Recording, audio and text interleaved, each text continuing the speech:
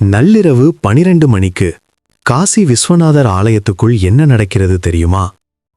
அந்த நேரத்தில் மனிதர்களுக்கு அனுமதி இல்லை. ஆனால் வழிபாடு நிற்கவில்லை. சிவபெருமான் உண்மையிலேயே அங்கு வந்து அருள் தருகிறாரா? அந்த ரகசியத்தை இப்போது சொல்லப் போகிறேன். கவனமாக கேளுங்கள். காசி இது சாதாரண நகரம் அல்ல. இது மோக்ஷபுரி. இங்கிருக்கும் விஸ்வநாதர் 12 ஜோதிர்லிங்கங்களில் மிகவும் சக்தி வாய்ந்தவர் என்று நம்பப்படுகிறது. காசியில் உயிர் விட்டால் நேரடியாக முக்தி கிடைக்கும் என்று சாஸ்திரம் சொல்கிறது. ஏன் தெரியுமா? இங்கு சிவபெருமான் தானே தாரக மந்திரம் சொல்லி ஆன்மாவை விடுவிக்கிறார் என்று நம்பப்படுகிறது. அதனால்தான் இந்த ஆலயத்தில் ஒவ்வொரு நேரமும் மிகவும் விசேஷம். இப்போது முக்கியமான விஷயம். நள்ளிரவு 12 மணிக்கு பிறகு என்ன நடக்கிறது? அந்த நேரம் நிஷித காலம் என்று அழைக்கப்படுகிறது. சிவபெருமானின் சக்தி அதிகமாக இருக்கும் நேரம். அந்த நேரத்தில் ஆலய கதவுகள் மூடப்பட்டாலும் உள்ளே சில விசேஷ பூஜைகள் நடைபெறுகின்றன. பெல் ரகசிய அபிஷேகம், பெல் மந்திர உச்சரிப்பு, பெல் வேத பாராயணம். இந்த நேரத்தில் செய்யப்படும் பூஜை சாதாரண பூஜை அல்ல, மிகவும் சக்தி வாய்ந்தது. சிலர் நம்புவது என்னவென்றால், நள்ளிரவில் விஸ்வநாதர் ஆலயத்தில் தெய்வீக ஒளி தோன்றும். மூலவரின் லிங்கத்தில் அதிசயமான சக்தி பரவும். அந்த நேரத்தில் தியானம் செய்தால் 100 மடங்கு பலன் கிடைக்கும் என்று பக்தர்கள் நம்புகிறார்கள். பல சாதுக்கள் யோகிகள் சொல்வது என்ன தெரியுமா? நள்ளிரவு நேரத்தில் ஆலயத்துக்கு அருகில் இருந்தால் கூட ஒரு விசித்திரமான அதிர்வு உணர முடியும். சிலர் சொல்வது, அந்த நேரத்தில் மணி ஓசை கேட்டது, ஆனால் யாரும் அடிக்கவில்லை. சிலர் சொல்வது தெய்வீக வாசனை பரவியது. இவையெல்லாம் நம்பிக்கையா அல்லது உண்மையா? காசி விஸ்வநாதர் தானே அந்த நேரத்தில் உலகை காக்கும் தபசில் இருப்பார் என்று பலர் நம்புகிறார்கள். நாம் அங்கே இல்லாவிட்டாலும் நள்ளிரவு 12 மணிக்கு 3 ஓம் நம சிவாய 108 முறை ஜபிக்கலாம். 3 ஒரு தீபம் ஏற்றி தியானிக்கலாம். அந்த நேர சக்தி உங்கள் வீட்டிலேயே உணரலாம். இந்த ரகசியத்தை நீங்கள் முன்பு கேள்விப்பட்டிருக்கிறீரா? நள்ளிரவில் சிவனை தியானித்த அனுபவம் உண்டா? கமெண்டில் ஹரஹர மகாதேவா என்று எழுதுங்கள். இந்த மாதிரி அரிய ஆன்மீக ரகசியங்களை தெரிந்து கொள்ள இப்போதே சேனலை சப்ஸ்கிரைப் பண்ணுங்க. இந்த வீடியோ முழுசா பாருங்க. கடைசியில் ஒரு விஷயம் சொல்ல போறேன்.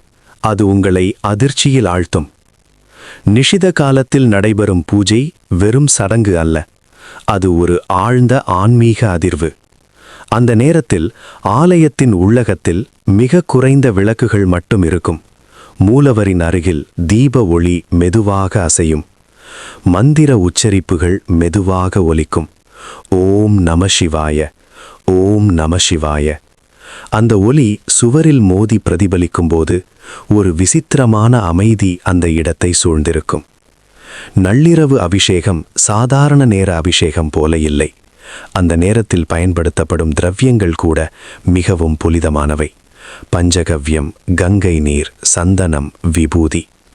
கங்கை நதியிலிருந்து கொண்டு வரப்படும் நீரால் மூலவருக்கு அபிஷேகம் செய்யப்படும் போது அது ஒரு சாதாரண நீர் அல்ல, அது காசியின் ஆன்மாவே போல கருதப்படுகிறது. சிலர் நம்புவது அந்த நேரத்தில் சிவபெருமான் காலத்தை கடந்த சக்தியாக இருப்பார். காசி ஒரு நகரம் அல்ல, அது காலத்தை கடந்து நிற்கும் தெய்வீக தலம். புராணங்கள் சொல்லுவது என்ன தெரியுமா?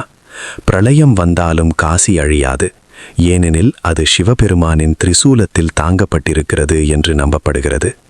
அப்படி ஒரு தலத்தில் நள்ளிரவு நேரம் அது சாதாரண நேரமாயிருக்கும். பல பக்தர்கள் கூறுவது, நள்ளிரவில் அங்கே தங்கியிருந்தால் மனதில் இருந்த பயம், குழப்பம், கவலை எல்லாம் திடீரென அமைதியாகிவிடும். சிலர் கண்ணீர் வடித்தனர். ஏன் என்று அவர்களுக்கே தெரியவில்லை. அது மன உணர்ச்சியா அல்லது சிவபெருமானின் அருளா? நிஷித காலத்தில் சிவனை தியானிப்பது அது நேரடியாக அவரின் சக்தியுடன் இணைவதற்கு சமம் என்று யோகிகள் கூறுகிறார்கள். அந்த நேரத்தில் பிரபஞ்சம் அமைதியாக இருக்கும். மனிதர்களின் சத்தம் குறையும்.